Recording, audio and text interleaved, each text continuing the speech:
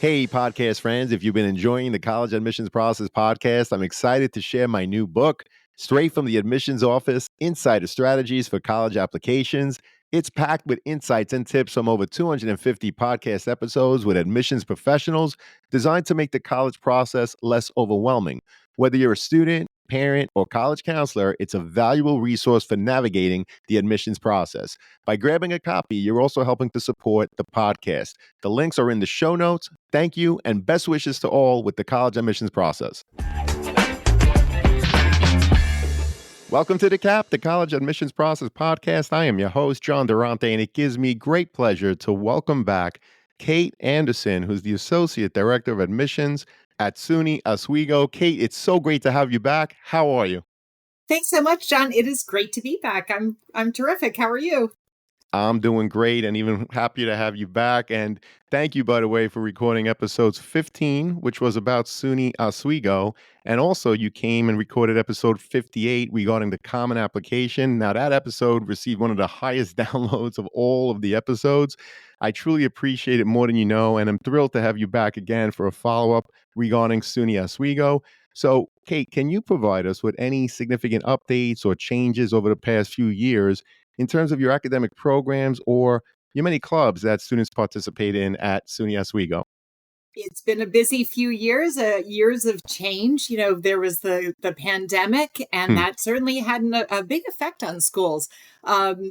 There were some good changes, I think. I think all schools ended up adding more virtual programming, which I think makes it really easy for applicants and their families to learn more about schools. So that was a plus.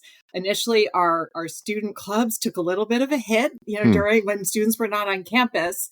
But we are getting more and more clubs back every year. They're new and different clubs.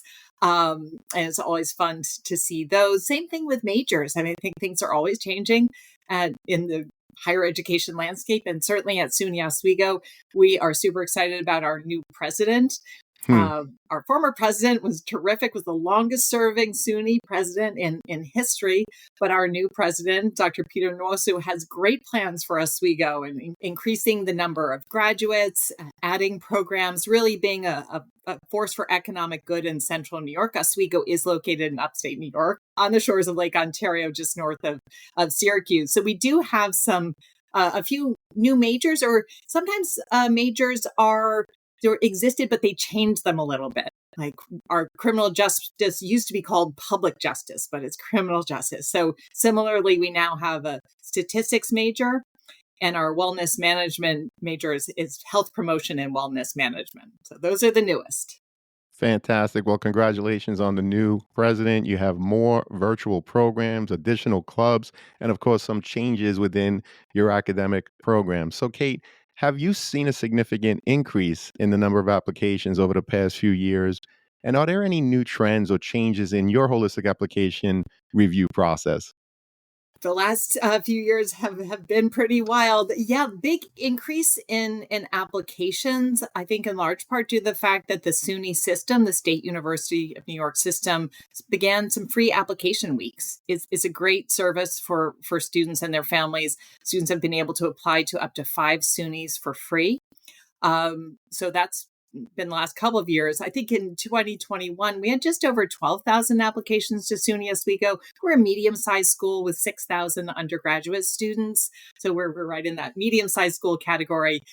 This year so far in 2024, we have almost 18,000 applications. So Wow. that's almost a 50%, not quite, but almost a 50% increase. I think part of that is that free application, which I love because gives SUNY a chance. The SUNY system is terrific and has great programs. I think we've learned that we have to be flexible, and we can be flexible in an era where a lot of the schools were not test optional and then became test optional. That was certainly true for SUNY Oswego. We are test optional, but we still have found that we have plenty of information, even when we didn't have region scores or we didn't have test scores.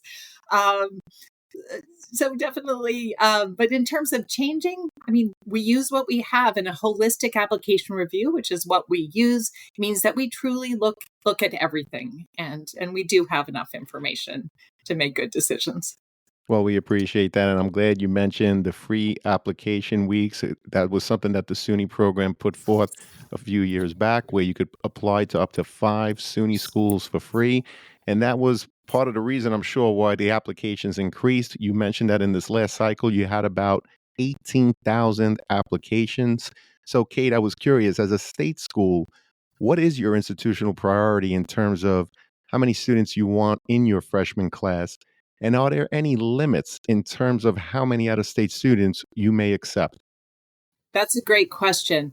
The SUNY system, as a state school, we really have a mission to educate students.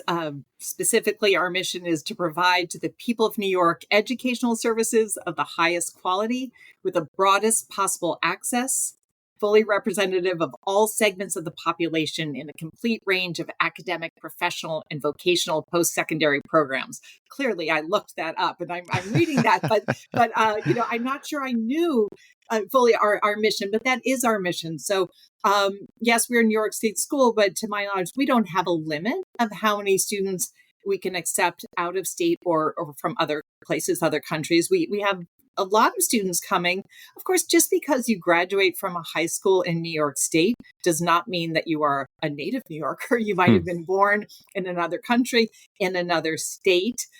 In-state students do get in-state tuition, which is a wonderful thing. Currently, $7,070, which is a tremendous that's a bargain, right? bargain, absolutely. Out-of-state students, we at Oswego give scholarships to out-of-state and international students, so that's good. But even it's still they often very low cost and a tremendous value. But I'm not aware of any limit in terms of how many students we want. The demographics in New York State are such that the population is declining. So we would love to see more students. We can accommodate more students. We've had very healthy classes of more than 1,200 students, but I think our largest class ever was maybe 1,500. And it would be great to get back to that. Well, we appreciate that overview. And I also love the fact that you talked about the cost and the tremendous value. But you mentioned, actually, you read your mission statement, which I think is very important for students to think about. As you're researching schools, look at the mission statements. There might be something in the mission statement that will help you in schools that perhaps have supplemental essays, right? It gives you an opportunity to really demonstrate your understanding of the institution. So just want to point that out as a tip to the students. Now, Kate, you also mentioned that SUNY Oswego is in fact test optional now. So, how has the test optional policy impacted the admissions process at Oswego over the past few years? And have you observed any differences in the application review or even outcomes for students who submit test scores versus those who did not? That's a great question, too. I want to go back to one thing when you're talking about the mission statement, Sure. because it's something that so often I talk with students and I think they're always talking about going to another state school. And they are terrific too. But I would ask students to please, give SUNY a chance. Since there's 64 schools, I truly believe there's a SUNY for everyone. It sure And is. if you want to get off Long Island, trust me, Buffalo is off Long Island, right? Or, Albany, wherever. So it's just something to think about. But test optional, yes, this was a change before COVID-19. I believe only SUNY Purchase and SUNY Potsdam were test optional in terms of the 4-year schools. I love being test optional. I think the more ownership you can give applicants in this process, the more that they get to make the decisions. Are my standardized test scores in alignment with, my ability, with my, good reflection of who I am, or should I just use my grades, which I've worked on for, by the time they apply to college, they have 3 years of high school grades. Right. So obviously much more than a day or two of testing. So I love being test optional.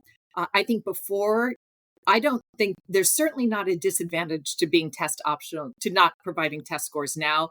I think before, students who weren't strong standardized test takers were the ones who were disadvantaged because you had some very intelligent students who just weren't good at this particular method of demonstrating Hmm. what they know, were at a disadvantage. So if a school says they are test optional, they truly are. There's no judgment. There's no assumption that just because you're not providing an SAT or ACT score that we're going to think, oh, you must not have done very well on those tests. We are letting you make this decision as the applicant and trust that you're making the right one for you. I want to caution students and families that sometimes there are schools who are test optional, but they may have programs within their school that's not test optional. And you don't want, if that's the program you want, you don't want to find out too late when there's not time for you to take a standardized test in time for that application cycle. So that's something to think about. But at all the data that I've looked at, most years, about 60% of our students, since we've been test optional, have applied without a standardized test score, and about 40% with, maybe sometimes a little more, like almost 2/3. And for the every year that I've looked at, the percentage of students in the incoming class is the same percentage. And that says to me that no group is at a disadvantage. It's really what you think is right for you.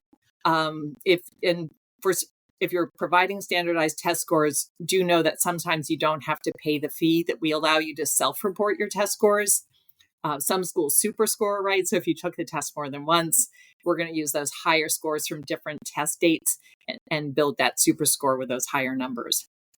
Well, we appreciate that, particularly that you talked about the fact that if a school reports that they are test optional, students and parents, as Kate said, they truly are test optional. She mentioned that, for example, at SUNY Oswego, 60% of the students applied without submitting their test scores, and approximately the same percentage were admitted to SUNY Oswego. Those are students that did not submit. And I also appreciate the fact that you mentioned that many schools report being test optional, as we know, but sometimes within those schools, there might be a more competitive program that requires a test score. So, again, I appreciate you mentioning that. And a reminder to students and all of the families listening, it's very important to always check the school's website for the most up to date information. So, Kate, have there been any changes in how merit based scholarships are awarded? And are students who do not submit standardized test scores at any disadvantage when it comes again to those merit based scholarships? At Oswego, certainly no one's at a disadvantage. We use the information we have. All applications are considered for merit scholarship, so everyone is going to be looked at. You don't have to fill out any additional information. You can get our highest merit scholarship with just grades, or you can get it with a combination of grades and test scores. It is a way that all SUNYs are test optional, but not all SUNYs are exactly the same. I love that at Oswego, we always do what is best for the applicant. If that test score, if you send a test score and I may scratch my head and wonder why you sent me that test score because it's not helping you, I will look the other way and I'll use your grades. So we're not using it just because you put it down, but there are schools that and with good reason will say, well, if you provided us your test score, that to us is saying you wanted me to look at it. So just make sure you check with all the schools that you're applying to. But at Oswego, we do whatever is best for the student. So if your standardized test score helps you for either acceptance or for scholarship, then we're going to do whatever gets you in and gets you the most money. And sometimes it is a little different. We actually have a button will say calculate, with test score or without. So that is how we do it at Oswego. Well, we appreciate that insight. And another thing that people are always concerned about is what about the high school down the road, right? And there's always a high school down the road that someone says or has more offerings. So, Kate, when reviewing applications from so many high schools throughout the state and beyond, how do you take into account when one student school offers, let's say, over 20 advanced placement courses, while someone else's offers significantly less? And perhaps in that school, they place restrictions on how many advanced courses they may take, whether it's in 11th or 12th grade. So, how do these two application types get reviewed in your office? We really meet students where they are. I mean, you can't really control where your family lives. I guess you could go to a boarding school or a private school or parochial school and change. But for the most part, many students go to the school that they're zoned for. It's one of the reasons I really like being a regional admissions counselor. I am SUNY Oswego's Long Island admissions counselor. I go to every high school on Long Island. Hmm. That's my territory. I think when you have a territory, you get to know your schools. I know my schools very well. I've been doing this on Long Island for a decade, so I know the schools, and it's not just what the schools are offering. It's also things like how they weight grades, which is very different. Right. What kind of a bump do you get for those AP courses? And what's true for many schools is that we often will recalculate grades. Students think that's a bad thing because they love their weighted GPA more than their unweighted grade point average. But the truth is, it's making the process more equitable and kind of applying the same standards. So we're looking at units for students. We like to see Regents level and above. We, Hmm. we will look at the rigor of the course. So, of course, advanced placement, international baccalaureate, dual enrollment courses, honors courses. We see that. And those courses, harder courses, we will give a little more weight to. Every school makes the sausage a little bit differently, a little special secret recipe, right? But I think it's important to know that we do understand, if you can't take an advanced placement course if your school didn't have it, and Right. a student should not be punished for that. So really, when we recalculate, we are, to the best of our ability, leveling the playing field and giving all students sort of an equal chance. Well, I appreciate you talking about the fact that you recalculate the GPA as indicated on the transcript using, of course, your own metrics, to your point, to level the playing field. So, just curious, when you recalculate, are you looking at all courses or are you recalculating based on the core subjects only? We focus on the core subjects, the Right. five core, which are English, math, social studies, science, and world language. This is not a diss on other courses and electives. Of course, if a student is interested in the arts and music and theater or has a passion for something, electives, we see those grades. It's not that they're not important, but those core courses, they're the core, they're the nucleus, right? That's what Right. we're focusing on. But we always look at an entire transcript. We are focusing, though, on, as I said, we like to see Regents level and above.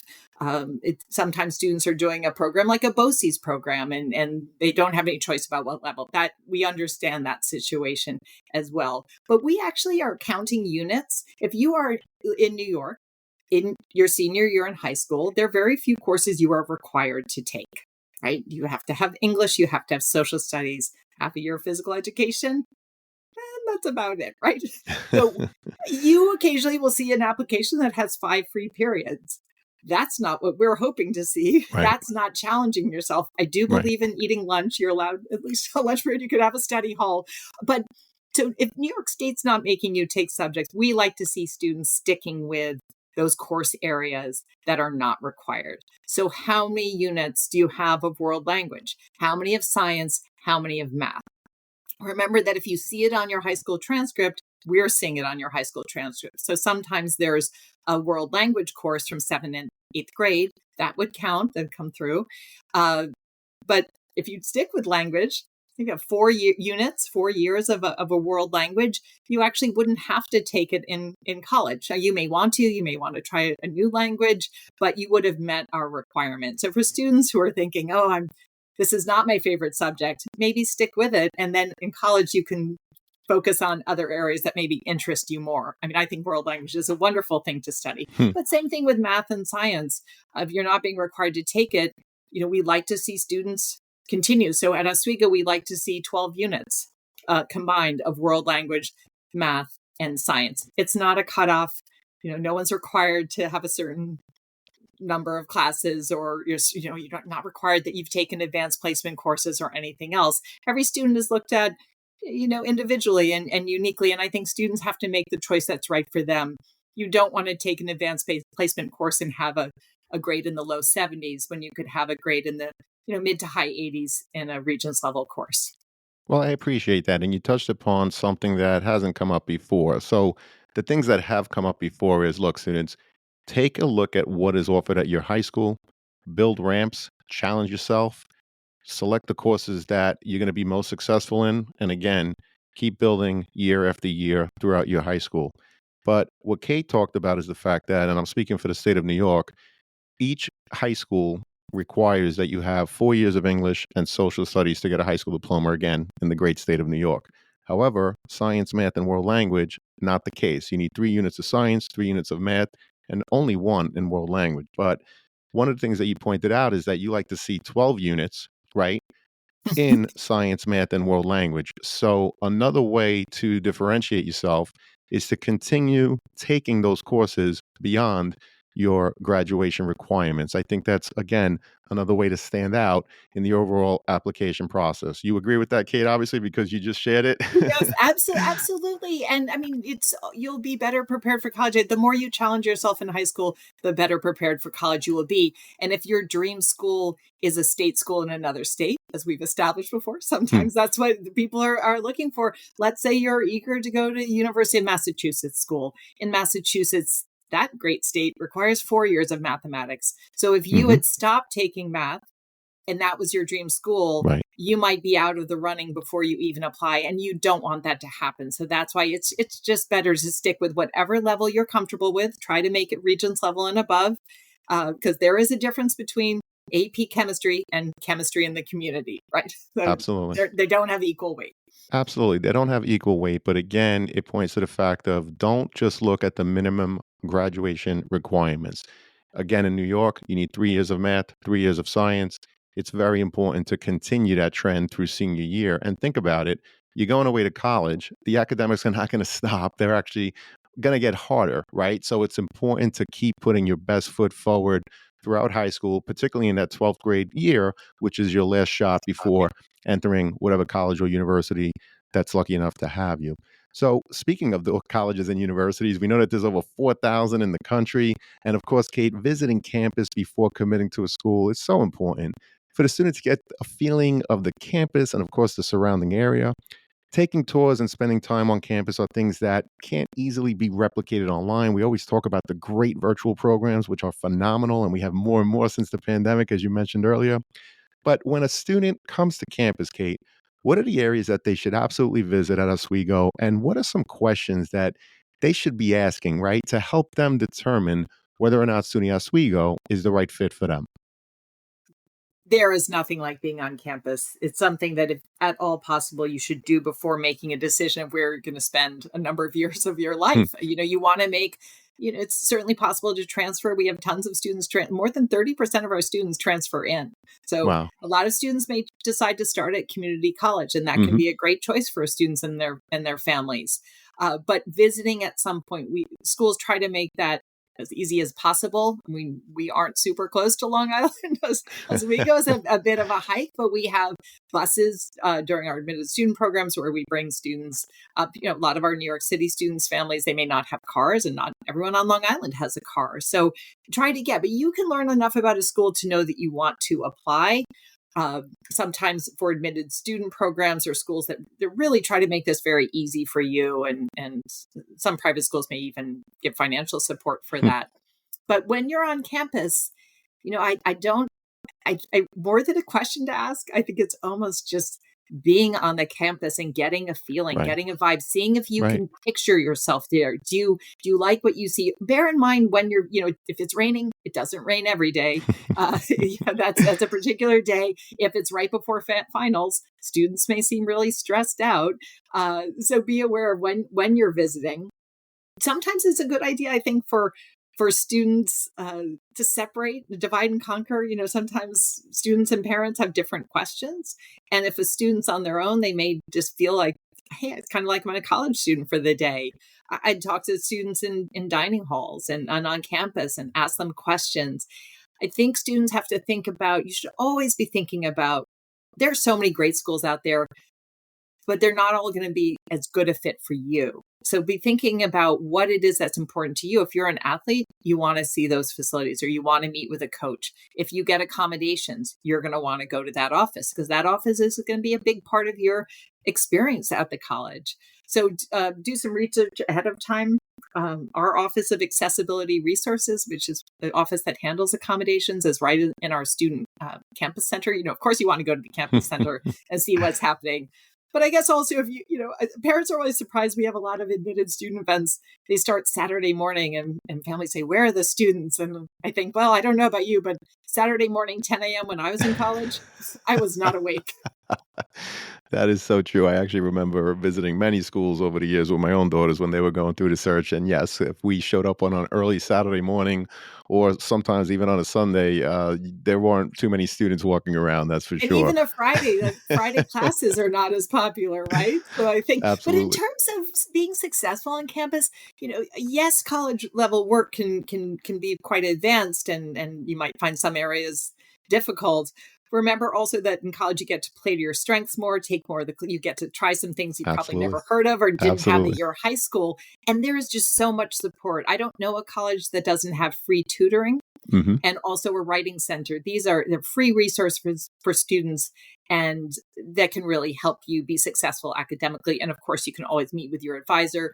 We have mentors that we give to students. So don't forget, it's a big adjustment, but if you're struggling, if you have questions, if you need help, ask for that help. It is there. Well, so many great pieces of information. I want to repeat a couple of things that you said. First off, the fact that you can't replicate the feeling that you get once you're on that campus. It's amazing that so many schools have these tremendous online virtual programs, which are terrific. Definitely engage in all of them.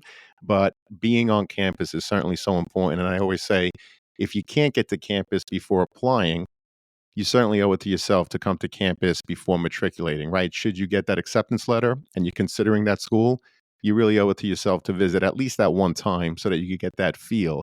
And I also appreciate you talked about the fact that it's very important for students and parents to separate. I feel, and I remember, frankly, when I was in college many, many years ago, where, you visit a campus with the family. It's really a fun time. Everybody's together. You do a tour. Perhaps you go out to lunch, you go out to dinner, or whatever it is. And then, you go home and everybody's happy. Everybody's together. But there's a false sense of comfort sometimes, I feel, if you don't give your child even an hour to be on the campus alone, sit on a bench, go to the dining hall, go to the student center, as you mentioned, talk to other students so that the student could get a feel not only of the campus, but reflect and think about, do I see myself here without the comfort of my family, my friends, whoever you're visiting colleges with, or not, right? So, what do you think about that, Kate? I agree 100%. And I think it's why a lot of times when it comes for a summer orientation, which some schools have and some don't, but many have something, usually a college or university will separate students and parents, partly Right. because they are interested in different parents focused on financial aid and safety. And then the students want to know, what am I going to do? What are all the fun things I can do? And how do Exactly. I get to class? And all those. So schools do that intentionally, but I think that it gives that. And sometimes, um, but if you could do that on your own, why not? Just have that feeling. Because right, your parents will not be there with you if you're Exactly. going away to college. Exactly, if you're going away to college, and I do just think it's an added benefit to have that time alone. And another thing that you mentioned, by the way, in your response is that 30% of your students More are than actually 30%. transfer students, which is amazing. So just wondering, any advice for people that are listening in that might be considering transferring to Oswego? Anything in terms of their application or their process to not only try to transfer in, but to be accepted as a transfer? Yes, I think it's such an interesting trend. When I went to college, there were very few transfer students. It Mhm. wasn't as I don't I it seems to me like this is something that's very different. So it is truly not a lonely path. It is a very well-trodden path. There's a lot of support. We have a transfer honor society. Things start afresh as a when you're starting college or if you're starting as a transfer student, you are a transfer applicant if you have earned 12 or more college credits after graduating high school. So dual enrollment courses in high school don't that you may have a lot of those Right. credits. They don't count. It's after you graduate high school. If you just take one college class because you're taking a gap year and you're not going to college yet, Mhm. that wouldn't make you a transfer applicant. Got it. It's important to know there's some differences. I mean, you save a lot of money if you go to community college because you're living at home. Probably you're Mhm. paying lower tuition, but scholarships can be different. Scholarships can change every year, but transfer scholarships are generally lower Mhm. than first year scholarships. Sometimes I've had students who received a scholarship, were applied, were accepted, decided to go to community college, and then the next year say, "But wait, last year I had this scholarship, but Hmm. last year you were a first year applicant, not a transfer applicant." So those are things to know. But if you have fewer than 24 credits after high school, we want to see your high school transcript. Of course, it's not Mhm. the most relevant academic work because you've been in college, but that's something that a transfer applicant would need to provide. But it's pretty quick application process, and it's also a rolling one. It has a different timeline because if you're in college and we need to see those spring semester grades, that semester's not over until May. So Right. you are on a different timeline than the students who are applying as seniors in high school. Got it. So again, just to repeat, you need 12 or more college credits. That's after graduating high school to be considered a transfer student. And if you have fewer than 24, which, would basically be if you're trying to transfer, I guess, after only one semester, if you have fewer than 24 credits, then you require the high school transcript. Did I get that right, Kate? That's right. That's the way it is at Oswego. Yeah. Fantastic. Now, you mentioned a lot of supports for transfer students and for all students. So, Kate, what other supports or resources does SUNY Oswego offer its students to ensure that, of course, they continue to be successful once they're on your campus, both academically and socially? Right. Academically, you have the free tutoring in core subjects. You have the writing center. You have, mentored. You have your advisor to go to. A lot of the support is also focused on social and emotional well-being. Sure. Counseling centers are very busy places in colleges Hmm. these days. These are stressful, anxious times, and but we do have a lot of um, students can go to the counseling center, certainly if they're in crisis, but also, for support. There are a lot of support groups. There are grief support groups. There's a lot of workshops and seminars we put on to help students with things like time management or managing stress. I'd like to talk a little bit about, one thing I think is a really great support that students sometimes wait too long to go to is to go to Hmm. career services. Right. Because within career services, there will be your career services office for life. When you go to a school as an alumnus or alumna of a school, you are going to have access to that career services office. They do a lot more than just interview skills and resumes. There's a lot that's happening there. There's probably where internship offices, co-op programs, things like that. So getting to know that career services office, speaking with the people there who are going to help you when you are leaving college and finding a job is something I would definitely encourage students to do because I mean, I just love our career services office at Oswego. They do a lot of really innovative programming. One of my favorite things is what was called the Digital Dirt Squad. So it sometimes people post things on social media that seem really funny when they're 15, and then Mm. at 25 they may wish that they hadn't posted It's that, not so funny. especially if a prospective employer, they may be looking at this. Right. So what the Digital Dirt Squad will do, will go in and dig deep. Wow. And if anything needs some scrubbing, they help you with that. And I think that's just terrific. Well, I agree. I definitely think it's terrific as, the students today, technology, social media, I mean, it's obviously their way of communicating far different than, frankly, when I was in college or high school. So that's a great point. And I appreciate the fact that you mentioned the career services because it's not just about getting into college, transitioning to college, but also what comes next, right? So your career services offer internships, but also help with interviews, resume building, and what have you. So I think it's a fair question for students to ask, when you meet with a rep students, whether it's on campus or even at a college fair or if there's a visit to your high school, it is a fair question to ask, what career planning services does Oswego, for example, offer for when I graduate and I'm thinking about my plans after being at Oswego? So, Kate, this has been a phenomenal conversation. I can't thank you enough. Before I get to that last question, I just have to ask, is there a question that I didn't ask or a topic that I didn't bring up that you'd like to share with us now? Let's see. I will maybe talk a teeny bit more about career services, just Sure. in the fact that, um, I think it does sometimes get a little bit overlooked, but even as an applicant, you could consider following Hmm. that office. Look, if you want to really know about a school, Right. look at what's happening at career services at that Hmm. school. Who's coming to interview on campus? What sort of workshops? So a lot of schools have their daily calendar, they have daily emails. These are things that you can access. And if you want to know what life is really like, admitted student days, open houses, they're great, they're fun, but they are unique days where we are putting everything, Hmm. everything's happening all at once. It's not a typical day.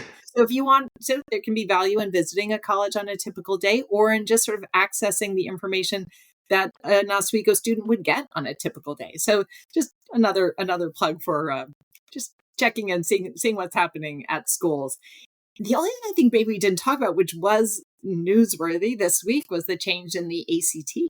Hmm. So that's interesting. So, I mean, the SAT and the ACT, all Yep. the years, the decades that I've been working and seeing those exams, is interesting to me how they're sort of almost they're becoming more similar. Yes. And so just this week, ACT announced that the science section, which was really very different, ACT had science, SAT didn't, would be optional, Hmm. and they're shortening the test. I guess they're also making it less expensive, so that is nice. And then, as always, the writing section is optional. But that to me, given the day that we're speaking, that was a change that was announced this week, which is interesting. Well, that's terrific, and I really appreciate you sharing that. And unfortunately, it does lead us to that last question, which always is, what are your top three pieces of advice that you would provide students and their families getting ready for the college admissions process? I should have checked and looked at what I said in the past, but it's probably pretty similar. I always tell students to cast a wide net. Don't arbitrarily rule out a school for any reason. Don't be afraid of cost. Don't, or distance, or what your friend says, or what anyone thinks, or because you really just want to keep an open mind. I know there's a lot of noise and confusion and anxiety about this process, but I really feel like if you focus on yourself, what you're looking for, what's a good fit for you, your family, the finances sort themselves out. That's information. As long as you keep your options open and don't apply in a binding way like early decision, you'll be able to make sure that the finances are affordable. And some private schools end up being very affordable for students. So go for that good fit, socially, academically, financially. And I guess lastly, I'd say don't be afraid to ask for help. There are really so Hmm. many good free resources Yep. out there, so many people willing to help. The counselors like me who come to your high school, who you meet at fairs, we're really there like your school counselors to help you find the best fit. I don't want to convince someone to come to Oswego if they're not happy. And I think, we are counselors. We are there to help you. Well, those are terrific pieces of advice. I want to just repeat one thing. As you said, cast a wide net, keep your options open. Students, there are over 4,000 colleges and universities throughout the country. There are many schools that are for you, but not every school is for you. And, one thing that we didn't talk about was rankings. So, for example, if there's a school in the top 10, but that school is in an urban environment and you want a rural environment, it doesn't matter which family member, which friend is applying to that school. If that's not the environment that you want for yourself as you're finding that fit, then that's the wrong school. Pick something else. So, again, cast that wide net, keep your options open, and it's going to be all right. Kate, this has been awesome. Obviously, SUNY Oswego, so lucky to have you, as were we today. I am going to have you back. So, Oh, don't think this is the last one. And again, I can't thank you enough, Kate. always a pleasure. Thank you so much. Thank you. And to everyone out there, good luck with the college search. Take care, all, and best wishes. Thank you for joining us on this episode of The CAP, the College Admissions Process Podcast. We hope you enjoyed the show. If you did, please don't forget to tell a friend and follow us on Facebook, Instagram, Twitter, and wherever you listen to your podcasts. I am your host, John Durante, and I look forward to seeing you on the next episode of The CAP.